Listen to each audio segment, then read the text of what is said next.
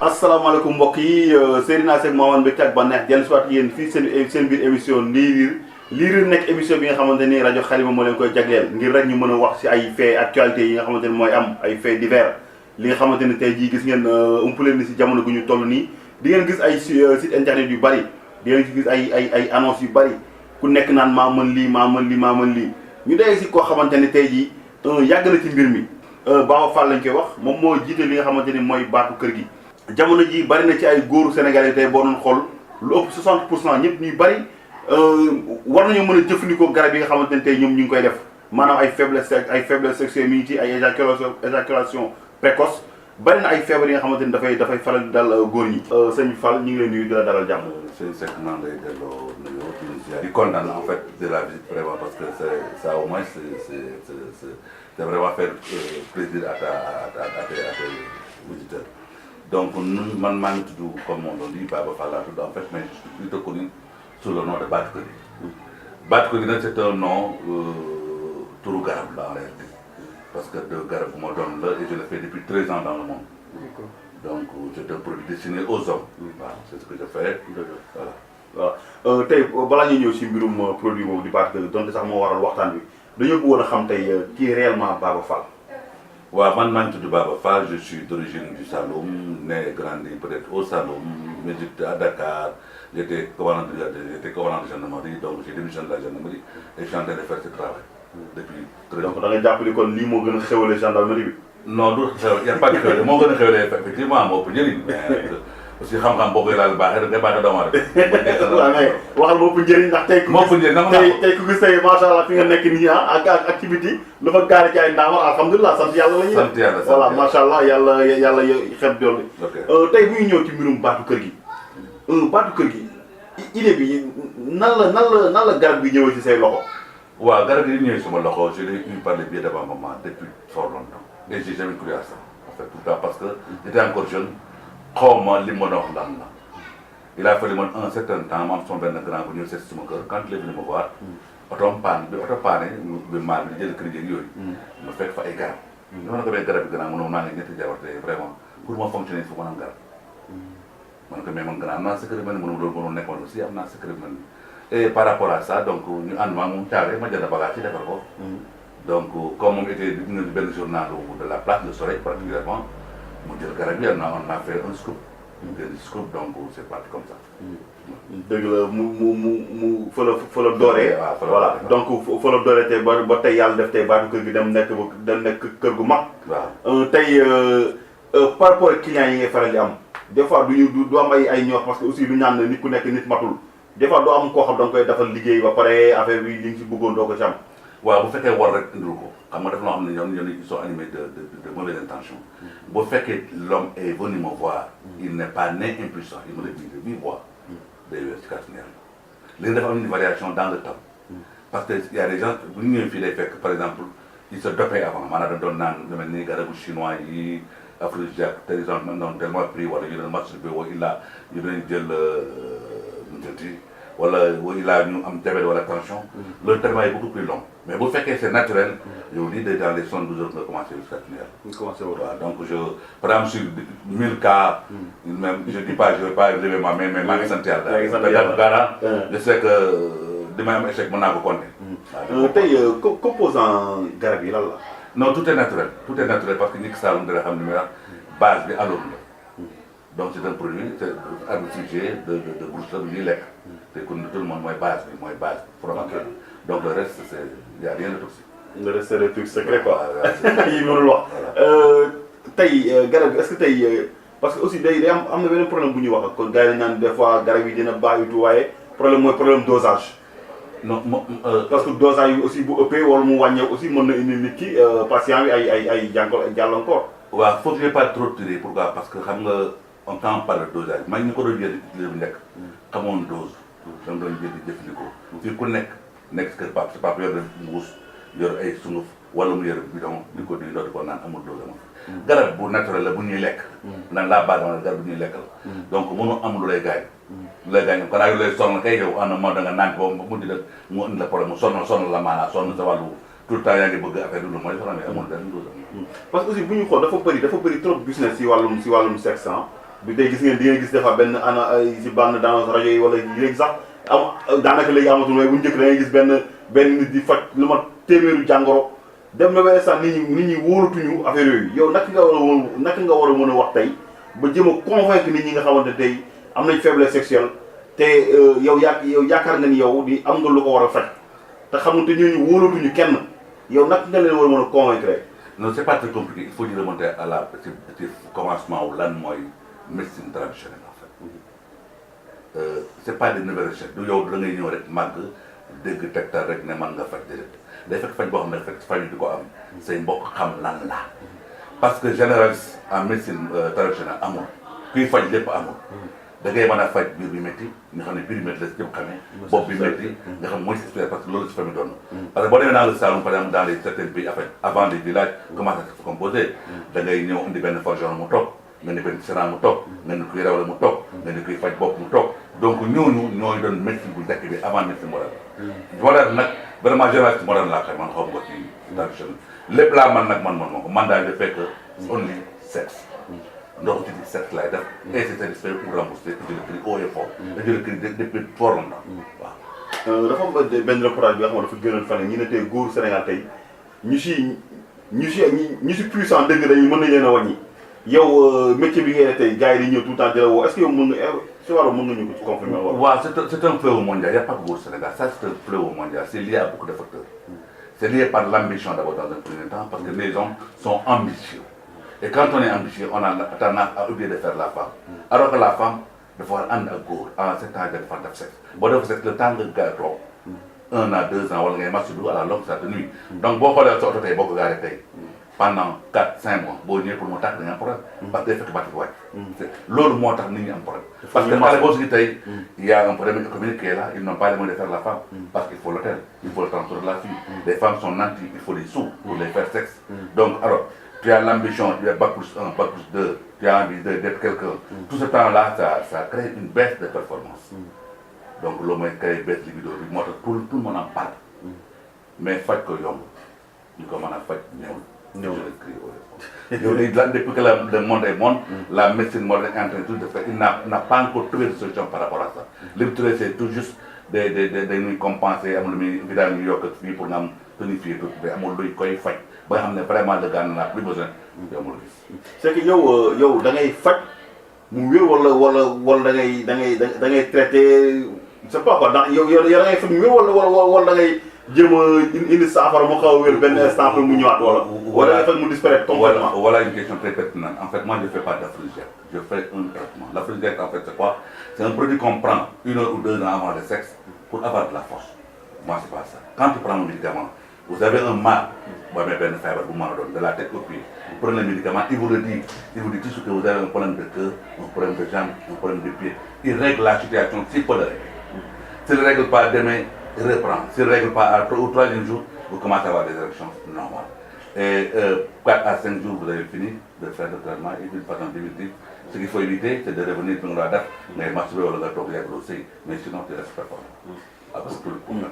C'est vrai donc loolu leer na ba tey yéen seen bi émission lii riir fii si Xalima ma fi daal Baba Fall di njiitu baatu kër gi tey bu ñu ñëw ci mbirum parce que fan yii dama déggoon tamit ñu ne mbër yi ñu bëree tey lutteurs yi bu ñu xool 80% yi ñoom aussi ils sont impuissants. Bah, c'est-à-dire que les gens ont tendance à faire une nuance entre l'endurance et la performance. Avoir de l'endurance mooy mbër mooy des sportifs il a de l'endurance. La performance il faut le faire et très souvent le faire et beaucoup le faire pour être performant aussi. yàlla mi ngi sakk ma ñu bay ñeenti xam ne ñeenti femme nga am ñeenti ñu bëgg a jigéen tout le temps nga def sexe kon du la gaañ kon le sexe autant le faire autant tu performes képp ku ne je fais trop de femmes moo tax ama doole ne koo xool donc mbër yi l'abstinence ce qu'ils fournissent comme énergie ils peuvent avoir l'endurance mais pour la tenue c'est dans la tête et là ça pose problème que ça soit les lutteurs que ça soit les grands sportifs en général ils sont d'accord ils n'ont pas de goût les vidéos en autre, ils ne tiennent pas long au bout.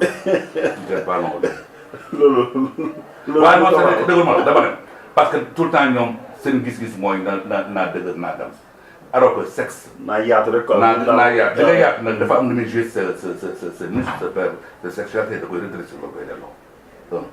Deuxièmement, dans le yatou, c'est beaucoup d'où du stable pour nga mën a def sexe na nga ko bëgg a defee donc sexe moom man nga rëy ba day ni nag bañ a def sport te boo téye jigéen xoolal sexe mën nga tuuti mën sexe daal moom c'est autre chose quoi lu ñu war a def rek dans la tête il faut le faire il souvent le faire pour rester performant. par exemple tey bu ñu xool des fois ñu bëri dañ naan longueur bi may taille normale longueur normale bi yow aussi si sa publicité damay faral di gis naan yow da ngay yokk maanaam mën nga yokk sexe góor et tout loolu dañ nga koy def est-ce que mënul am ay conséquences. waaw non loolu monsieur Seck c'est-à-dire que li ma nanguwul mooy yokk loo amul mais nit ki des fois il grossit. yokk loo amul c'est-à-dire. yokk maanaam j'ai par exemple sa der booy par exemple quand tu prends ma main boo defee nii xam nga lii c'est ma peau mën naa gën a pata bi day nii donc loo koy pata loolu laa mën a yokk mais pas au-delà parce que le sexe étant élastique enfin les composants du sexe étant élastique muscle étant am na limite quoi.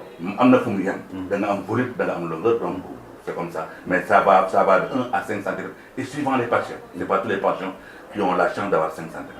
Rare de voir quelqu'un bu am 5 dañu am 2 am 3 am 4 mais 5 c'est rare mais de mën naa am lu mën a am.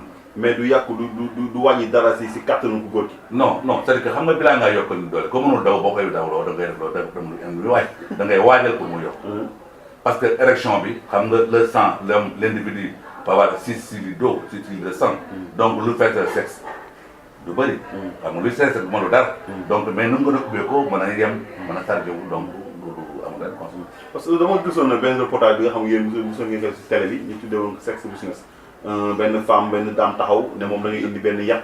waaw mu fu yat bi toll yaay xool noo bëgg mu toll mu toll ko yow gëm nga yow. waaw man j'évolue dans ça donc ndax gëm naa ko danaa yokk mais gëwuma quand même ma dimension bi nga bëgg mënul nekk parce que boo jëlee benn mbuus tey dans la perception d'un chercheur état de boo ko xëccee dafa benn niveau boo xam ne bu fa àggee day dagg donc sexe mënoo am yàlla jox la sexe nga yokk ci beneen 10 centimètres c'est pas possible mënul nekk même la médecine moderne mënul pas 5 centimètres donc loolu mooy li am ça va de 1 à 5 centimètres suivant les deux en volume et en longueur c'est possible waaw.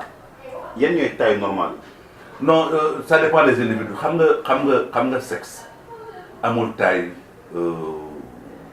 ça dépend des individus c'est-à-dire que ça dépend ki nga juddu fu nga yoroo noonu nga juddu sa enfant parce que bu fekkee da nga nekk xale bu ndaw nekk par exemple dans le Kaw dans le Saloum en général les paysans comme nous les ruraux ils ont plus de sexe que ceux qui vivent en ville pour là parce que les gens ils sont nantis ils se mettent en silice tout le temps silice donc ils n'ont pas la chance de voir le sexe balader alors que ni muy balance boo nekkee xale dafa am benn effet bu muy def parce que l'autre budget day joué ci élasticité sexe bi boo demee ba nekk mag da lay amoon njëriñ mais boo jëlee xale di ko ngeen ba takk ko toile mais à la longue ça nuit donc bu dee ba nekk mag da ngay ko day dem lu muy yëg. dëgg la mbokk yi jàng nañ fi téere gis nga lu ñu naan lu ma wax naa ko sànq ñaare ku leen jiitu si néegu lënd moom mën a wax koy teg sa tànk ba tey yéen a seen biir émission yi fii si Xalima tey bu ñuy ñëw ba tey ci mbirum sexe yi fële ci la ñuy des parce que aussi bu ñuy xool góor ñi tey bari na si ñoo xamante ne tey dañuy faral aussi di am ay jafe-jafe yenn feebar yi nga xamante dañ koy am ci yaram ay mel ni ay diabète dafa ko sànq yooyu pourquoi dafay jouer carrément ci sexe bi ci puissance bi homme bi wala. waaw c'est-à-dire que xam nga lu mel ni tout ce qui est diabète tout ce qui est tension c'est des facteurs de diminution pourquoi parce que sa cardiovasculaire li ñuy doxee ni mu war a dawee du ko dawee et puis garab yi ñu lay jox à partir de l'hôpital day am li muy jouer si des effets néfastes si sa sécurité day c'est dans les notices donc loolu day jouer si doole doomu aadama voilà.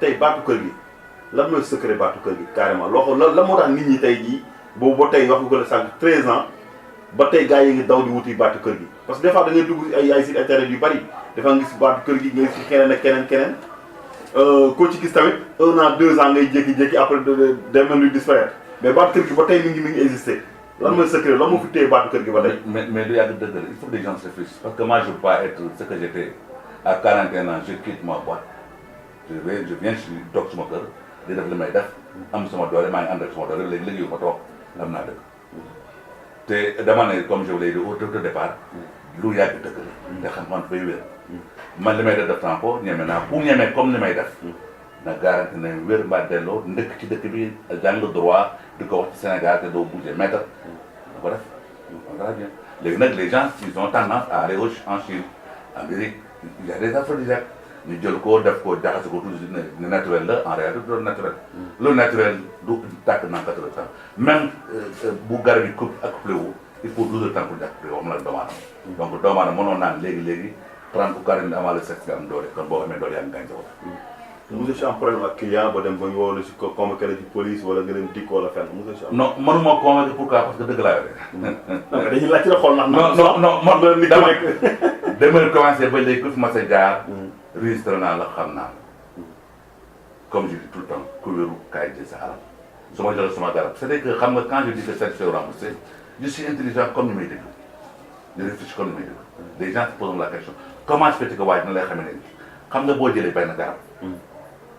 nga planté ko tey 2 jours après li muy soxla roose bi nag dama koy téye dama ne doo laal roose bi tant que yow wéru donc yow bu fekkee jël nga garab bi naan ko boo wér na ma wéru ma dama la delloo ma roose bi boo ma delloo roose ma delloo sa xaay xam ne boo demee 6 7 8 10 jours après day daanu bu daanoo nag problème bi foofu la nekk parce que la nga tàmmoon sa kër doo ko amati te boo war a nga fekkaat suma kër donc mais bu réeree wala nga na réer na wala nga samay noonu amay def semence foofu daal la téye gars yi. foo laa téye gars yi ba tax yéen seen biir émission liir yi nag fii si rajo Xalima ni ñu ko baaxoo def saa su ne tey ñu ngi ñëw si ci coppandal émission bi diaspora aussi day bari ay appels yu bari yu koy jox. c'est-à-dire que dama bëgg ñu waxtaan dans un premier temps parce que pour mu def émission bi il faudrait que nit ñi xam lan leen di wax. li ñuy wax moo on parle de la sexualité masculine leen di wax lan mooy télé. parce que damay dugg dans le net par exemple je vois dysfonctionnement érectile éjaculation précoce manque de performance active tout ça.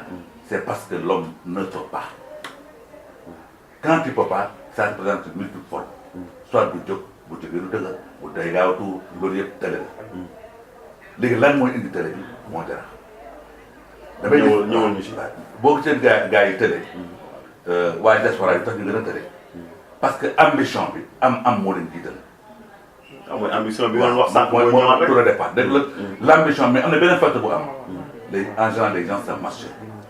Et je vois dans le net que des masturbations day doon doole jëriñ képp ku ci masturbé wu boo soxla jaar boo tiimee jabar doo mën a tënk da ngay yaawal yàlla donc loolu c'est des gens et qu'il faut éviter la masturbation l'abstinence toog yàgg ñàkk say baax loolu mooy problème mu gars yi léegi nag dafa am nag mën naa nekk ñu ne day gaaw a daal ñu ne bu jógaru dëgër loolu yëpp mooy tële daal mooy li nga mën a toog bon doole foofu nag foofu moo la wax. mais est-ce que nekkul parfois aussi ci bopp. non tout góor stress sexe.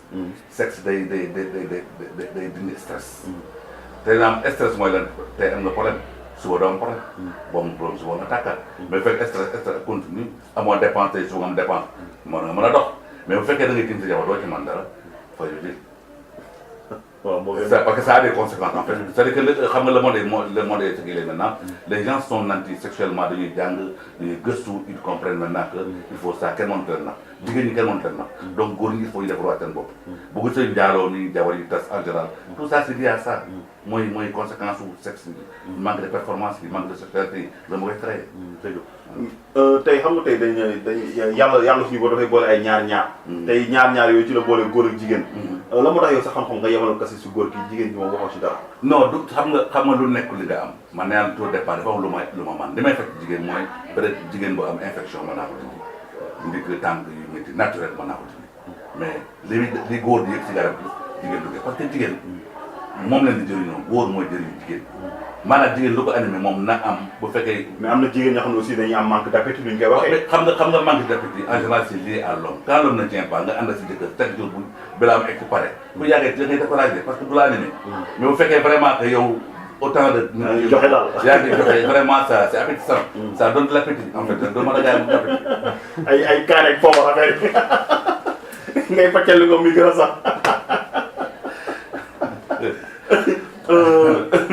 ana looy jeexalee tey li nga xamante ne. waaw man daal tey garab bi tey am na ko njariñ wala li nga xam bëggoon nga ko wax te ñëwuñu si parce que temps bi dafa gàtt mënuñu wax loolu am na lu ñu war a mën a tënkal pour en résumé pour terminer. waaw li may tënkal gars yi daal ku bëgg a am jàmm am sëy bu sell nga xam ne doo am problème ak sa jabar fexe ba ngir yàlla booy takk ko emal doole takk ko emal doole mooy ki nga xam ne yaa ko mën nga takk bu fekkee mënoo ko nga fexe am doole yoo mën a yore ka nga yore. mais noo xamee ko mën jaan tuuti na waaye danga la mais xam nga problème bi mooy. dafa am loo xam ne aar yu amoon te dindee ko léegi da nga gis benn xale bu jigéen bu rafet nga takk tey fekk nga xale jigéen bi yàgg na sol 46 nga ñëw sa 34 da ngeen problème moom quel que soit fa ngeen problème pourquoi parce que li mu tàmm mënoo koo jox. considérez quoi c'est quoi maintenant c'est l'homme qui perd toute sa dignité c'est l'homme qui perd toute son commandement parce que à un moment donné c'est la femme qui devient la dominante. pourquoi parce que moo la seet. donc góor bi il faudrait que li ñuy dugg ñu xool fekk li ñuy xool la ñu xool ko ba mu wóor ne ñii ñoo ko man ki nga man boo àndee moom ñaari yoon da nga xam boo mënu bàyyi ko parce que loolu moo fi nekk. mais li nga wax ni du rapporté nit ñi si wéykat bu Secka lu mu wéy naan war ma sa pointure man Secka du ma jël jaan si pax. waaye man loolu ngay junj. waaye peut-être un peu de ça mais xam nga léegi bu démb tey ak léegi bokk. xale bi di yeewu nañ. kenn moo leen nax. góor ñi nañ jéemoon tam yeewu bañ ko leen nax ku nekk nga àndal nga àndal. dama la wax ne boo ci duggee bu fekkee yàlla def da nga micropénis nga am nga dem jël xappaandu xam nga xappaandu rek xeetu jigéen la bu yàlla sàkk ci jigéen ñi nga xam ne jinn la rabee ko ndax niñ bindoo moo yàlla nga takk sa xappaandu tey doo ko mën a yore yàgg day tas donc loolu ni ko nit ñi def ne ko nit ñi bàyyi tey takk jabar teel a takk jabar teel a am njaboot teel a sëy bu mu bëggee am doole soxla yi yàllaa koy faj am ni yàllaa koy joxe sëy nit rek war a teel a sëy te mooy li gën sinon tey faj te bàyyi nag maanaam affaire bi ñu naan renforcer moom bu koy def moom yàgg da nga bëgg a renforcer bu parce que léegi da wàcc. voilà day dem ñëwaat loolu mu nekkoon mbokk yi seen émission lii riir fii si rajo Xalima ñëwoon mbégte bànneex da leen ko présenté di leen jox dig daje ba beneen yoon beneen numéro jërë ngeen jëf.